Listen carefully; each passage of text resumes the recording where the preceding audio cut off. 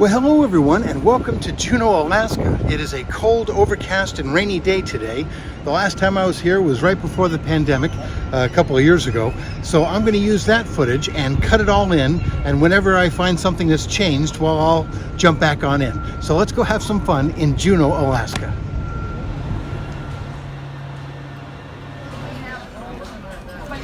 Hello there. I have heard there's gold in them thar hills, and I'm going to Alaska to find it.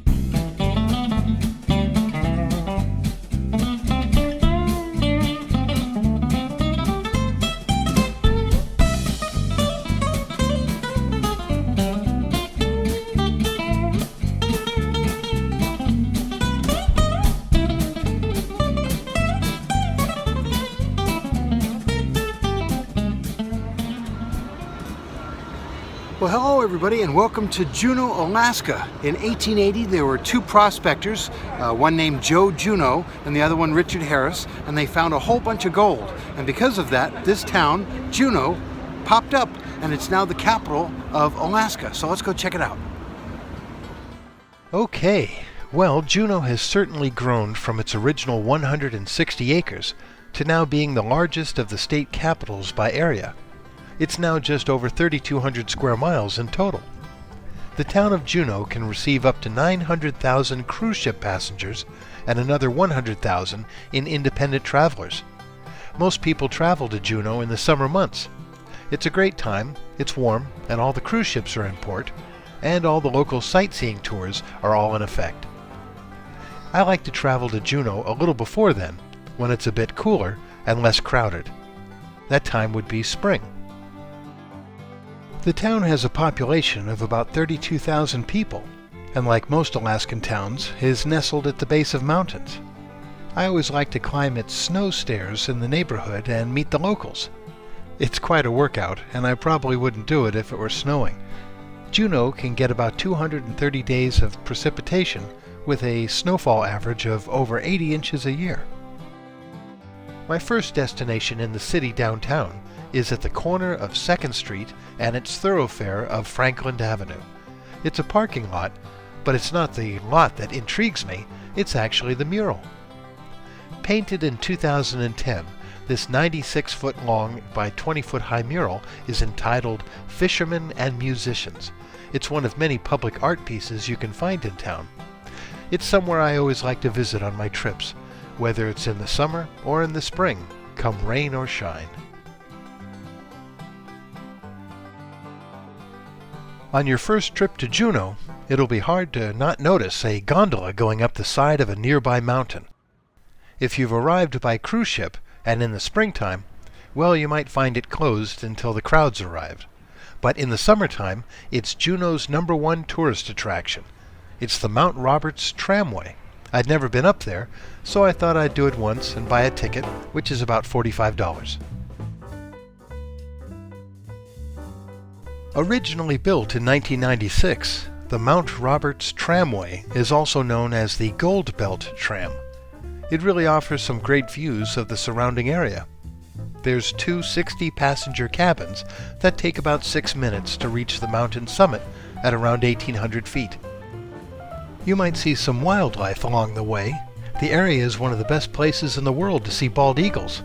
Estimates range from 15,000 to 30,000 eagles within Juneau's vast boundaries. The tram's destination is called the Skybridge and Mountain House Complex. Once you arrive at the summit, you can find a few hiking trails along with great views. There's also a bunch of interpretive markers describing what you're seeing. There's a restaurant and cafe, but my goal was to find a certain theater called the Chilkat Theater, which I learned was downstairs and, of course, through a gift shop. It was screening the award-winning film called Seeing Daylight. It showcases the history and contributions of the indigenous Chilkat people. I enjoyed the presentation, but was on a tight schedule. I figured there was much more to see back down below. Overall, Mount Roberts is a fun stop, and you might enjoy a longer visit when you go. This was a one-time visit for me. Okay, well, with that out of the way, let's get on to the parts of the city that you'll most likely see when you arrive in Juneau. The first area from the cruise ship is the Boardwalk area. You can find several restaurants and shops here, but I bypass this area to get to the water's edge. Once there, I enjoy the various works of art the city has put on display. I find they have a different feel depending on the season. Up a bit, and along the railing, you'll see a series of informative signs. These signs describe the history of the city and of the waterfront. At the end of those signs, you'll come to a statue that I always like to stop at. It's a statue of a dog, but not just any dog. It's Patsy Ann, the official greeter dog of Juneau, who, although deaf, could always tell when a ship was approaching and greet them at the dock. She passed away back in 1942, but the town still remembers her fondly to this day, and this statue helps keep her memory alive for future visitors. Here's a piece of art that I just found on my last trip, though it's been here since 1981. I didn't notice it before because it's a little hidden and not far from Patsy Ann. It's a monument to the seemingly countless hard rock miners of Juneau.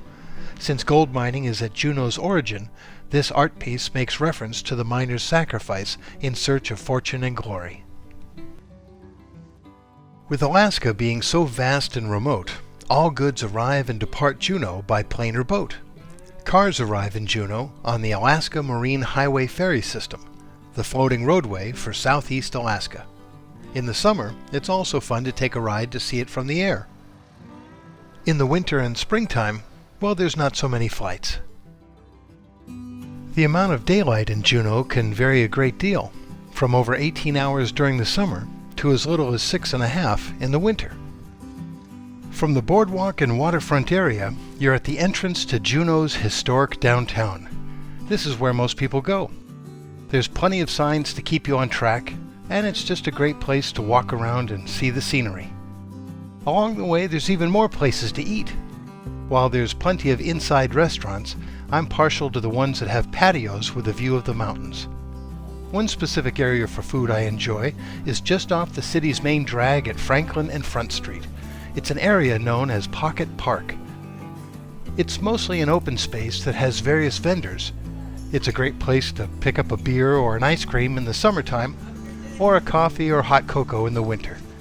You can always find heat here, and there's occasionally live music as well.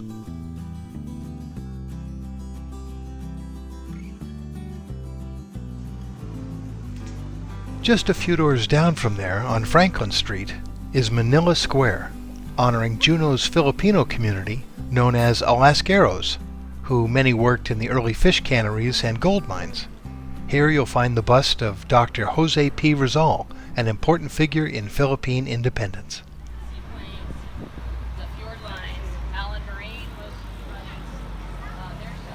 Right across from that monument is by far Juneau's most visited venue.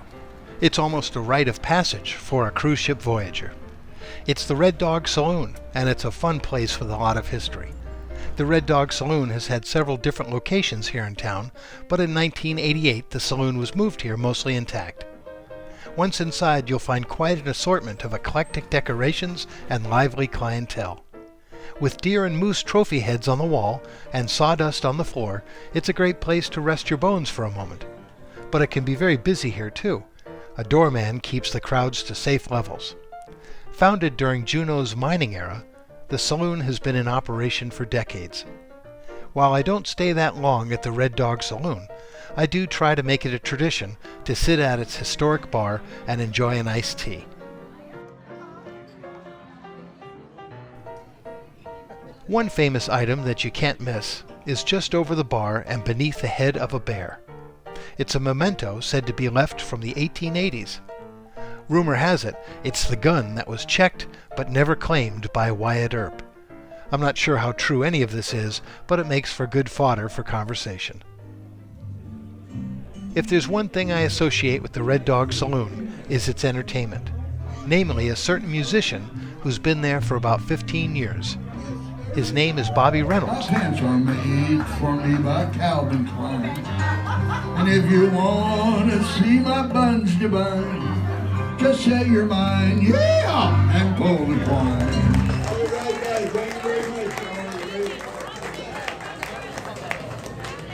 Of course, the exit to the saloon is through its own gift shop. It has all the items you can think of to commemorate your visit to Juneau's famous Red Dog Saloon.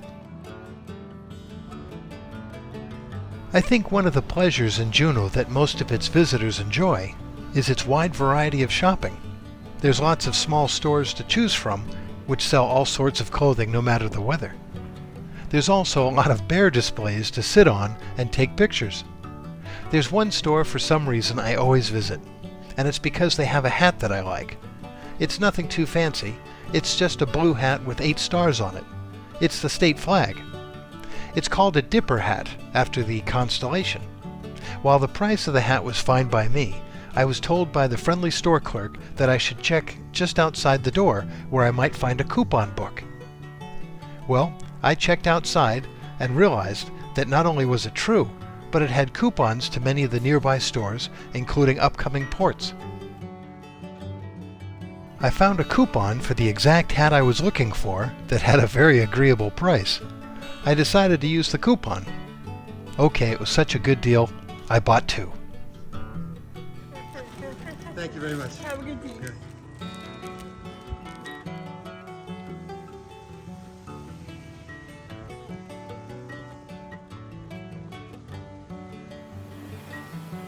While my visit to Juneau is almost over, no matter the time of day or type of weather, there's one location in town I always make time to visit. It's a dedication and memorial to the USS Juneau, which in 1942 was hit by an enemy torpedo that sunk the ship and initially killed 600 of its crew. Of the 100 that made it off the ship, all but 10 perished in the open sea. The wreck was not located until 2018. This is a monument to their ultimate sacrifice.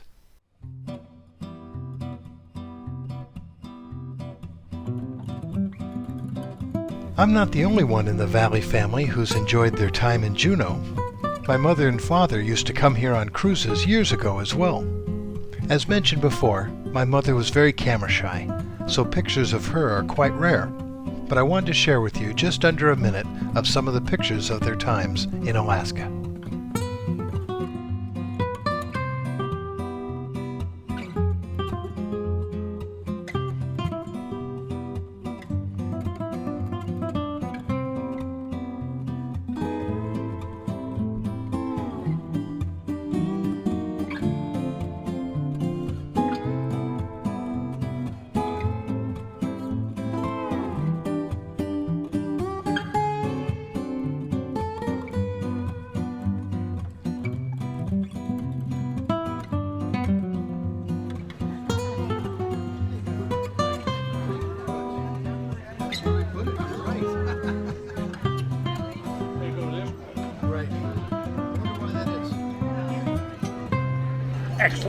Excellent wine. Thank you so much for watching this video to the very end. And if you've already subscribed, well, don't forget to hit the little bell icon so you'll be notified when a new video is uploaded. My channel doesn't have that many subscribers at this point, so I just make these videos for fun. If you enjoyed it, well, here's a few more that you might like. But most important, a very big thank you to all those who liked, subscribed, and left positive comments about the videos. You've made them a joy to make. Thank you again, and we'll see you next time.